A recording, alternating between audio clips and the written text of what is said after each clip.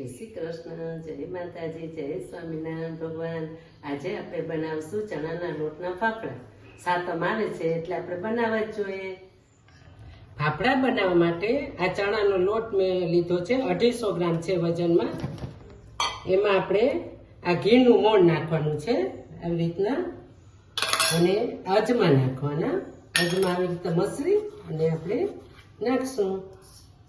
અને મેં આ 9 સેકું પાણી કર્યું છે, એમાં મીઠું નાખી અને આપણે લોટ બાંધીશું। લોટ કેવો બાંધવાનો છે? એકદમ કઠણ બાંધવાનો છે લોટ, એકદમ। જો પોચો ઢીલો બાંધશો તો તમારું ફાફડું જરાય સારું નહીં થાય, એટલે આપણે કઠણ લોટ બાંધી લેશું। થોડું થોડું પાણી નાખીને બાંધવાનું, નકર તમારો લોટ છે ને એકદમ ઢીલો થઈ જશે। આ લોટને આપણે ખાંડવો પડે, એટલે એકદમ કઠણ લોટ બાંધીશું। આ ફાફડાનો લોટ બંધાઈ ગયો છે, જો આવો કઠણ બાંધવાનો। અને પછી આપણે આ લાદી ઉપર આપણે આવી રીતના તેલ લગાવી અને આપણે આવી રીતના ખાંડવાનો છે, ખાંડીને કરવાનો તો સરસ થશે। જો તમે ખાંડવો ન હોય તો ઢીલો લોટ બાંધીને તમે બનાવી શકો છો, પણ એ ફાફડો સારો નહીં થાય। આવી રીતના આપણે ખાંડશું ને એટલે એનો કલર એ ચેન્જ થઈ જશે ને એટલા સરસ ફાફડા બનશે। આવી રીતના જો ખાંડી નાખવાનું એકદમ, આવી રીતના આપણે બધો લોટ ખાંડી લેશું।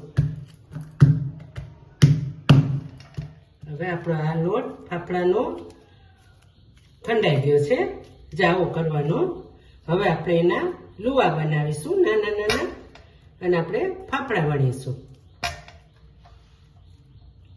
આવો લોટ હોવો જોઈએ। હવે આપણે આ ફાફડા વણીશું।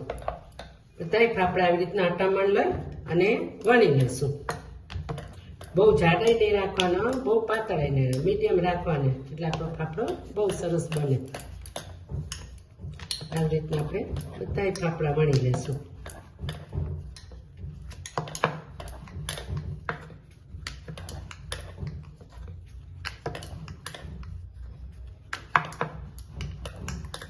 આપણા વણીને તૈયાર છે। હવે એને આપણે તેલ આવી ગયું છે, તો આપણે બધાય ફાફડા તળી લેશું। બહુ તેલ નહીં થવા દેવાનું, સ્લો ગેસ ઉપર જ તેલ થવા દે, નકર આપણા ફાફડા લાલ થઈ જશે અને સારા નહીં બને। એટલે સ્લો ગેસ ઉપર જ અને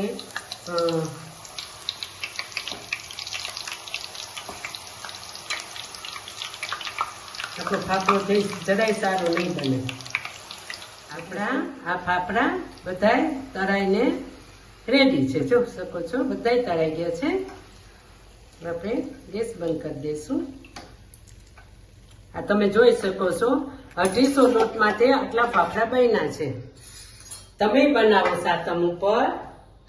અને જો મારી રેસીપી તમને સારી લાગતી હોય તો કોમેન્ટમાં જણાવો, અને તમારા ફ્રેન્ડ સર્કલમાં ખૂબ ખૂબ શેર કરો, અને મારી ચેનલને લાઈક કરો, શેર કરો અને સબસ્ક્રાઈબ કરો।